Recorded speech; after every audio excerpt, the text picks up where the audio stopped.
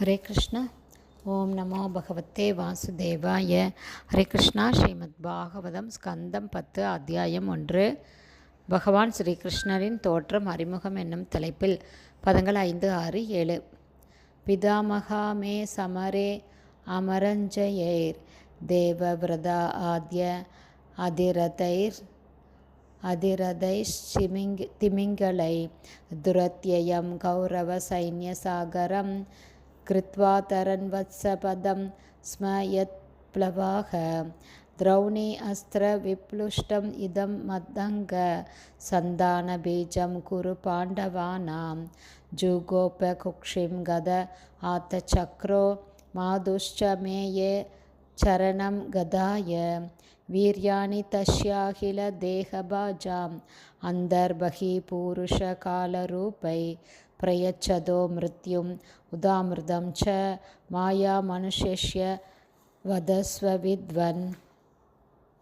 ஹரே கிருஷ்ணா. இதோட எக்ஸ்ப்ளனேஷன் போன ஆடியோவில் பாதி பார்த்துருக்கோம். பேலன்ஸ் இப்போ பார்க்கலாம். அகம் துவாம் சர்வ பாப்பேபியோ மோக்ஷயிஷ்யாமி மா சுச்சக. பகவான் ஸ்ரீகிருஷ்ணர் பகவத்கீதை 18.66 மாம் ஏக்கம் சரணம் பிரஜ, அதாவது என்னை மட்டுமே சரணடை, எல்லா பாவ விளைவுகளிலிருந்தும் உன்னை நான் விடுவிப்பேன், பயப்படாதே என்று கூறுகிறார். பகவான் கிருஷ்ணரை புகலிடமாக கொண்டவர், மிகச்சிறந்த பாதுகாப்பை ஏற்றவர். இவ்வாறு ஸ்ரீ கிருஷ்ணரின் தாமரை பாதங்களை தஞ்சமடைந்த பாண்டவர்கள் குருக்ஷேத்திர போர்க்களத்தில் பாதுகாப்பான பக்கத்தில் இருந்தார்கள். எனவே பரீட்சித் மகாராஜா தமது வாழ்வின் இறுதி கட்டத்தில் பகவான் கிருஷ்ணரை பற்றி சிந்திக்க கடமைப்பட்டிருந்ததை உணர்ந்தார். இதுவே கிருஷ்ண உணர்வால் கிடைக்கும் சீரிய பலனாகும். இறக்கும் தருவாயில் ஒருவரால் கிருஷ்ணரை நினைவு கூற முடியுமானால் அவரது வாழ்வு வெற்றியுடையதாகும். எனவே பரீட்சித் மகாராஜா பல வகையில் கிருஷ்ணரிடம் கடமைப்பட்டவராக இருந்தார்.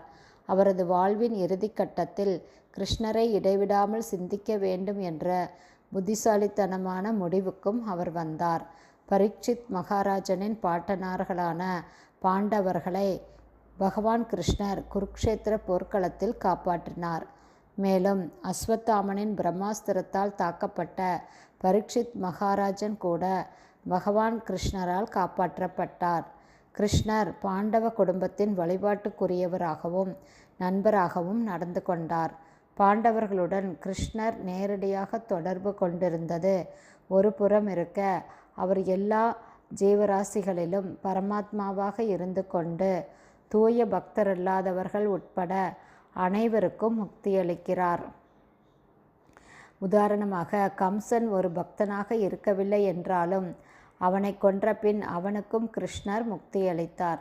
ஒருவர் தூய பக்தராகவோ அல்லது பக்தர் அல்லாதவராகவோ இருந்தாலும் கிருஷ்ண உணர்வு அனைவருக்கும் நன்மை செய்கிறது. இதை கருத்தில் கொள்ளும் யார்தான் கிருஷ்ணரின் தாமரை பாதங்களிடம் சரணடைய மாட்டார்? பகவான் கிருஷ்ணர் ஒரு மனிதனைப் போலவே அவதரிப்பதால் இந்த ஸ்லோகத்தில் அவர் மாயா மனுஷ்ய என்று விவரிக்கப்படுகிறார். சாதாரண ஜீவராசிகள் போல இங்கு வரவேண்டிய நிர்பந்தம் பகவான் கிருஷ்ணருக்கு இல்லை. மாறாக இழிவடைந்த ஆத்மாவுக்கு அருள் புரிவதற்காக அவர் தமது அந்தரங்க சக்தியின் மூலமாக தோன்றுகிறார். சம்பவாமி ஆத்ம மாயையா. பகவான் கிருஷ்ணர் தமது மூல நிலையான சச்சிதானந்த ரூபத்தில் எப்போதும் நிலை பெற்றிருக்கிறார். அவருக்கு தொண்டு செய்பவரும் அவரது மூலமான ஆன்மீக நிலையில் இருக்கிறார்.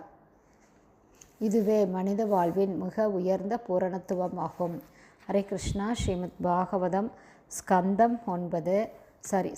10 அத்தியாயம் 1. பகவான் ஸ்ரீ கிருஷ்ணரின் தோற்றம் அறிமுகம் என்னும் தலைப்பில் பதங்கள் 5, 6, 7 ஸ்ரீல பக்திவேதாந்த சுவாமி பிரபுபாதாவின் விளக்க உரை இத்துடன் நிறைவடைந்தது. ஹரே கிருஷ்ணா. ஸ்ரீல குருதேவ்க்கு ஜெய்.